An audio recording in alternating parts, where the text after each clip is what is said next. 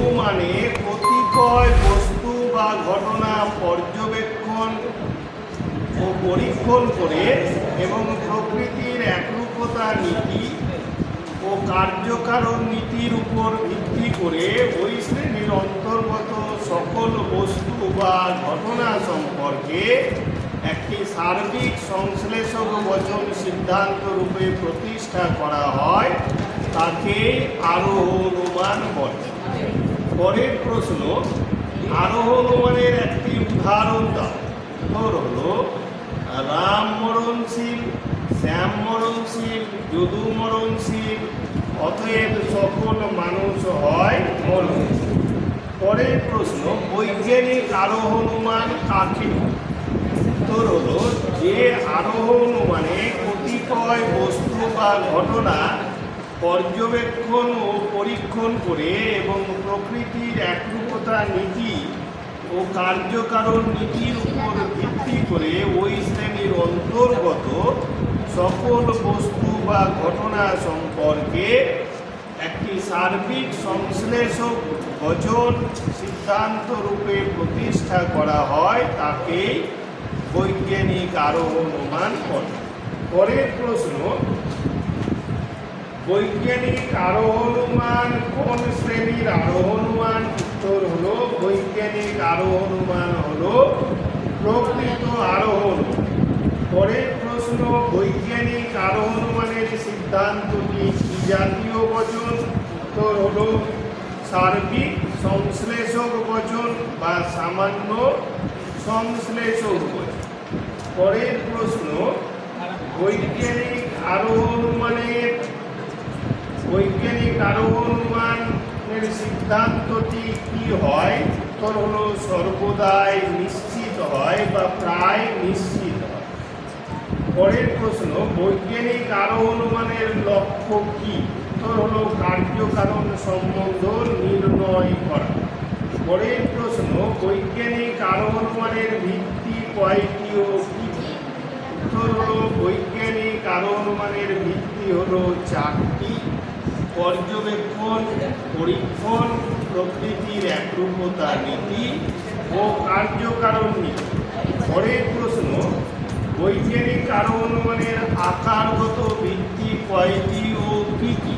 উত্তর হলো বৈজ্ঞানিক আরোহ অনুমানের আকারগত ভিত্তি হলো 2টি: এক, প্রকৃতির একরূপতা নীতি ও কার্যকারণ নীতি। নম্বর 2, বৈজ্ঞানিক আরোহ অনুমানের বস্তুগত ভিত্তি কয়টি ও কি কি? উত্তর হলো 2টি: এক, পর্যবেক্ষণ ও 2, পরীক্ষা। পরের প্রশ্ন, অপসারণ, সংজ্ঞা প্রদান, তথ্য সংগ্রহ ইত্যাদি কোন আরোহ অনুমানের বৈশিষ্ট্য? উত্তর হলো বৈজ্ঞানিক আরোহ অনুমানের বৈশিষ্ট্য।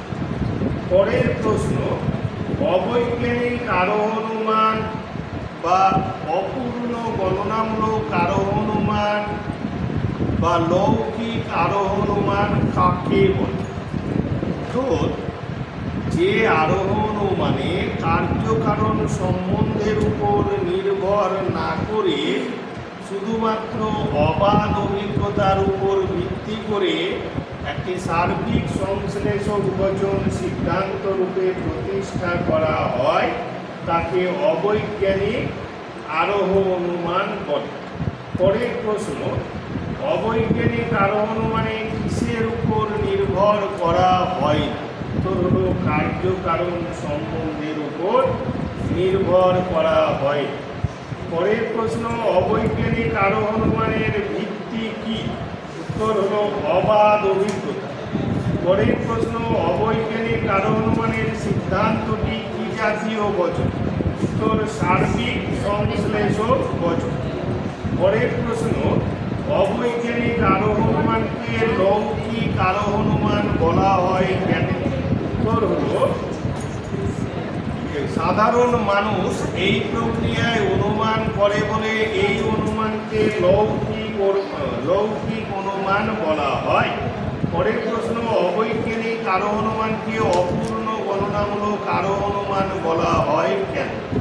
উত্তর হলো সীমিত সংখ্যক দৃষ্টান্ত গণনা করে সিদ্ধান্ত করা হয় বলে এই অনুমানকে অপূর্ণ গণনামূলক আরোহ অনুমান বলা হয়।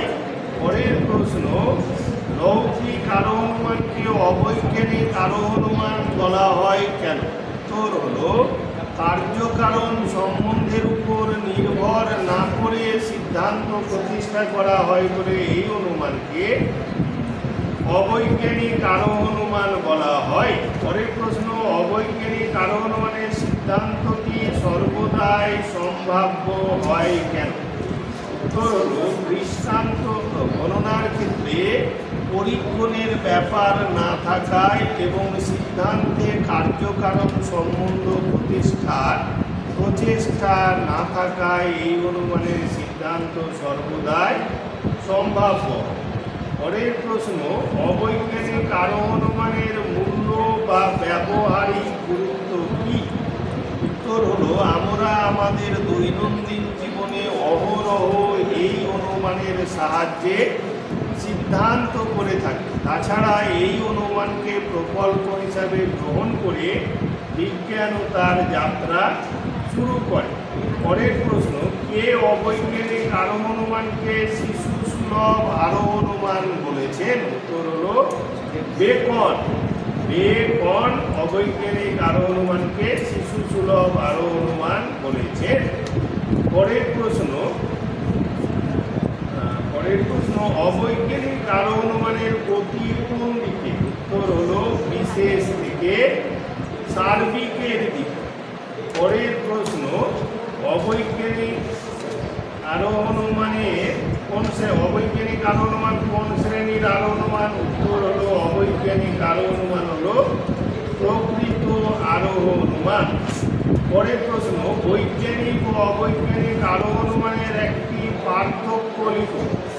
বৈজ্ঞানিক ও অবৈজ্ঞানিক আরোহ অনুমানের একটি পার্থক্য লিখুন। উত্তর হলো, বৈজ্ঞানিক আরোহ অনুমানে কার্যকারণ সম্বন্ধ প্রতিষ্ঠা করা হয়, কিন্তু অবৈজ্ঞানিক আরোহ অনুমানে কার্যকারণ সম্বন্ধের উপর নির্ভর করা হয়। নম্বর 1।